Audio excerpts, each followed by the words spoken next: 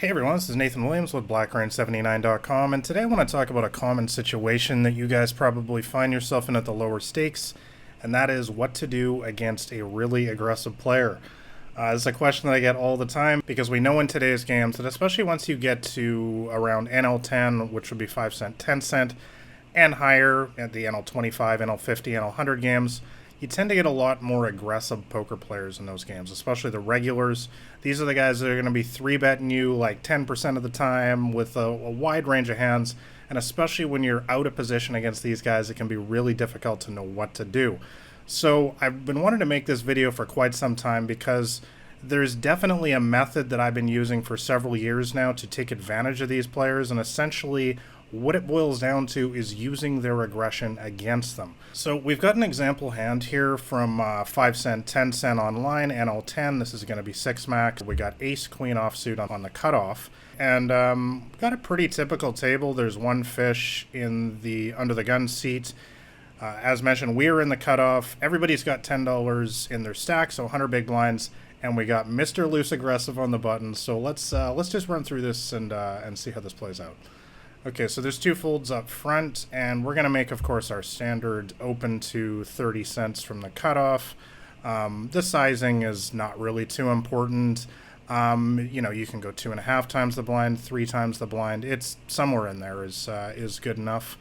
Now, okay, so we've got Mr. Loose Aggressive on the button, and what is he going to do? Of course, he's going to 3-bet us. So you guys have played against these guys before in a 6-max game.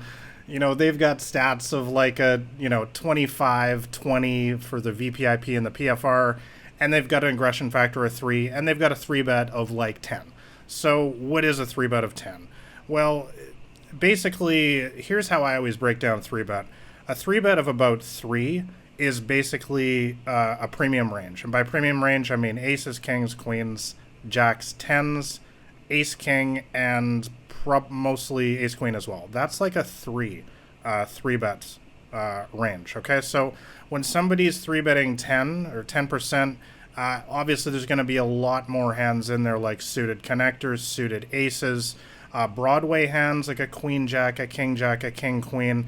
So he's still going to have probably around 1 out of 3 times he's going to have those big premium hands that I talked about before.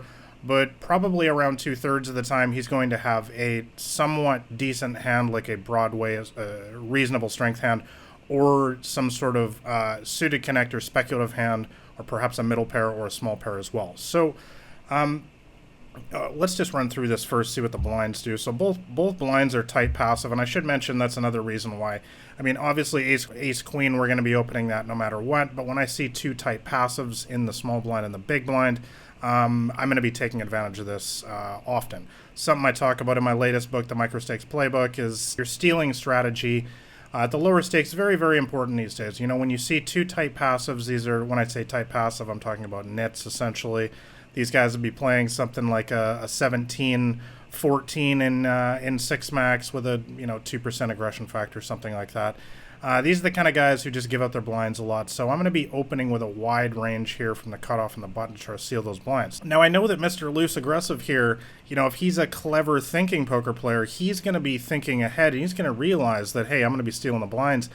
Perhaps he's using a HUD as well. By the way, if you don't know what a HUD is, check the link in the description below. It's something we use in online poker. These numbers that I'm talking about, it basically tells you what kind of player type you're up against. So if he's using a HUD as well, then he knows he's already could be 1 step ahead of us, and he's like, yeah, I see there's 2 tight passives in the blinds, so he's probably stealing, so I'm going to repop him light. So there's a lot of factors at play here, but anyways, both of the blinds do fold as predicted, and it's back on us. So what should we do in a spot like this? Well, there's 2 possibilities. With a hand like ace queen, I should say, there's 2 possibilities. It's either call or 4-bet. I would say that versus a loose aggressive here, I'll probably do each around 50% of the time. This is something you really have to sort of understand as you climb up the higher stakes, is you have to have various frequencies for what you do. You can't always just call here. You can't always just 4-bet here. And with a hand like this, I'm never folding in this spot. So I like to, especially versus better thinking opponents as I move up the stakes, I like to make sure that I'm balancing my frequencies against them so that they can never really put me on a hand. So this time I am going to decide to call. So when I decide to call here, what I'm going to be doing is I'm going to be taking the line that I discussed right off the top, is using their aggression against them. See, when I just call here, my hand is definitely under-repped. I do believe, as we talked about his range before, we're going to assume this is around a 10% 3-bet type of guy. I'm going to assume that only around 30% of his range is a premium hand, and 2/3 of his range, or the rest of his range, is going to be those kind of speculative hands, which we're probably beating. We're well ahead of hands like King Queen, Queen Jack, and we're at least flipping versus a lot of other stuff. We're a decent favorite against all those suited connectors, and we're at least flipping against his middle pairs and stuff like that. So I do think that our hand is under-repped at this point. We are probably slightly ahead of his range, and we do expect him to play very, very aggressively after the flop. And I'm going to show you exactly how we're going to use that against him. Okay, so obviously we hit a pretty good flop for our hand here. 1 out of 3 times, roughly, with ace-queen, you're going to hit a pair on the flop. Makes poker an easier game. Of course, I will upload videos in the future where I talk about how to play when you don't hit your pair in a spot like this. Just suffice it to say, I'm not going to be just giving up all the time, because you can't profitably call pre-flop in a situation like this if you're just going to give up on the flop when you don't hit a pair, because like I said, 2 out of 3 times we're not going to hit a pair. So, but in this situation, we're just going to talk about what happens in a spot like this when we do hit our pair.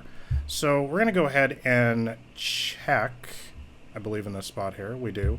And Mr. Loose Aggressive, of course, makes his standard continuation bet of roughly half the pot. So what should we do in a spot like this? Well, as I talked about off the top, the main way that you beat these loose aggressive players is that you use their aggression against them. And you do that by making wide multi-street call downs. And what you don't want to do is raise in a spot like this, because as we just talked about with his range already, he's on basically a nuts or very kind of marginal kind of speculative hand type of range. So if we raise in a spot like this, we're likely only going to get action from the very few hands that beat us. I mean, it's literally like pocket 5s, pocket 7s, pocket queens, or if he's got aces or kings that we're going to get action from when we raise. Or we're just going to fold out all his trash, his king jack, his all his stuff, and all his stuff that his fluff that he's continuation betting with, his 9-10, his ace-3 of clubs, or something like that. We're just going to fold out all those hands, and those are the hands that I want to keep in. I want to keep his bluffing range as wide as possible. So that's why it's much more advantageous to us here to simply call, as we do.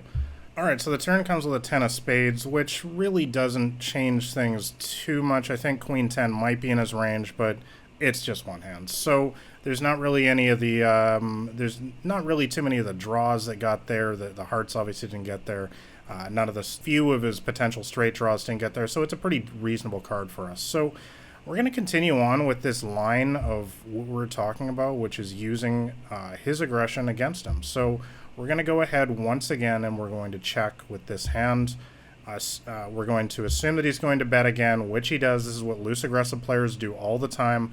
A lot of times these guys, I don't talk about post-flop HUD stats a lot because you need a fairly big sample size to get those, but often with guys like this, these loose aggressive players, you're going to see a flop C-bet, a turn C-bet, and a river C-bet all above 50%.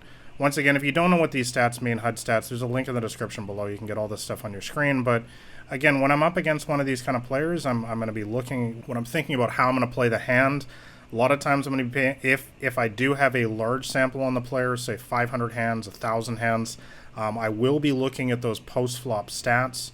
And if I see a guy who loves to just barrel like that, I'm going to take a hand like this, and I'm a calling station essentially, and just win with top pair. I mean, this is essentially how you beat these players these days. So once again, on the turn, we are going to just call here for the exact same reasons that I talked about on the flop.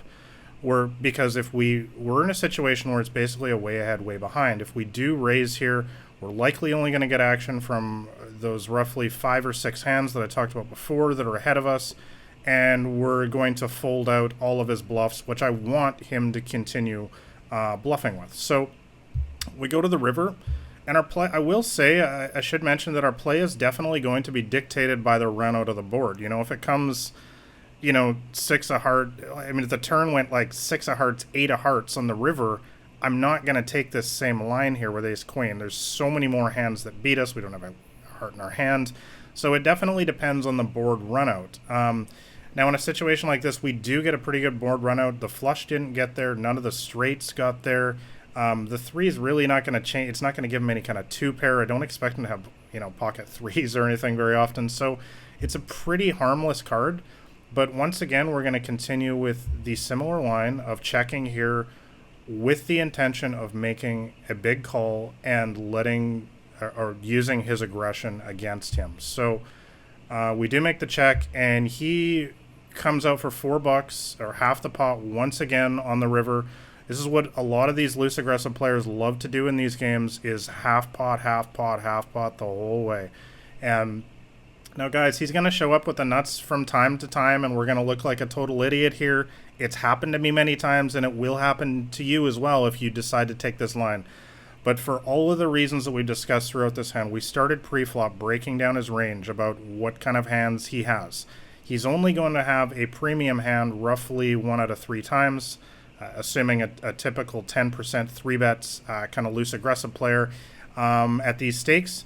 So, and with the board run out, I assume that we're going to be ahead most of the time. He's going to have a ton of busted draws here, and he'll have a nut hand, you know, once in a blue moon, an aces of kings or pocket queens or something like that, or pocket 7s. But, you know, as we talked about, this is our intention here, is to make a wide multi-street call down against these kind of players. This is exactly, you guys ask me all the time, how do you beat these players? This is how you beat them in a spot like this. So let's get to the results here. We make the call, and he's been barreling the whole way with his 9-8 of hearts. This is a perfect example of what you're going to see these days, especially as you move up. I would say starting at around this stake right here, NL10. You'll see this a lot at NL25, NL50. You're going to run into a lot of aggressive poker players like this that are going to be fully capable of barreling the whole way with bluffs like this. I mean, he's not bluffing. I mean, he's semi-bluffing the whole way. He had a flush draw. He actually had a straight flush draw on the flop, and then he picked up a gut. He was double gutted, I think, on the turn there. So, I mean, I can't blame this guy at all. I think he played this hand great. I would play his hand the exact same way he did. But this is basically an illustration to you guys that's hopefully going to help you in your games of how to beat these kind of players. Really, it just boils down to you have to turn into a little bit of a calling station and understand that they do have a wide range like this. And another thing is, when you make big time call down, I mean, we called off 80% of our stack here. You know, when you make a big time call down against these kind of players, they're going to notice that. Okay, so this is something you need to adjust in the future, because some of the better players at these stakes will learn from that, and they'll say, wow, this guy is not going to fold to me. Most players at these stakes are nits. They're just going to, you know, maybe they'll call the turn, but the river, they're like, oh my God, this guy, when he bets again, he's got to have it, right? And believe me, these guys are taking notes. I take notes all the time. I'm like, who are the guys who are going to call me, and who are the guys who I can run over? The guys who I can run over, and there's lots of them, I'm just going to keep triple barreling them. I would hit the 9-8 the exact same way as this guy, and I just run over those guys all day long.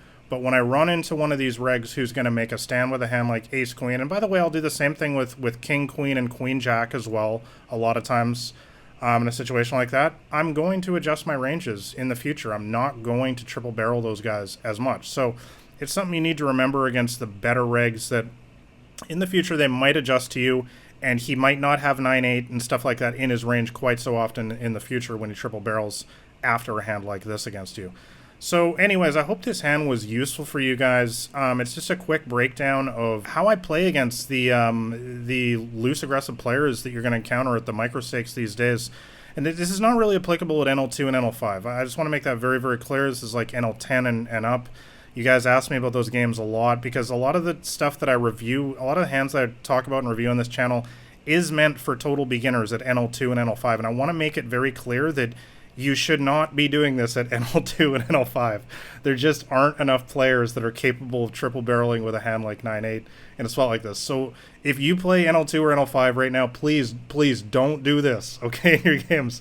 Don't even think about this until you start seeing, until you're at NL10 at least, and you're playing against some of the better players in those kind of games. And I would say if you're a live player, the same kind of logic goes. If you're just playing 1-2, I wouldn't do this very often, because I just don't think there's very many smart, thinking players who are capable of triple barrel bluffing with a hand like this. So, but anyways, that is how you beat highly aggressive poker players as you start moving up the stakes. You basically just use their aggression against them by making wide multi-street call downs with a top pair hand is a perfect hand for me to do that with. There are other lines, of course, I'm going to talk about in future videos. Of course, we could have 4-bet pre-flop. Anyways, let me know below your guys' thoughts on this hand. What do you think about making these sort of wide multi-street call downs against aggressive poker players? Have you done this before in your games? Does it work out, or do you look like a donkey and he shows up with the aces every time? Anyways, let me know in the comments below.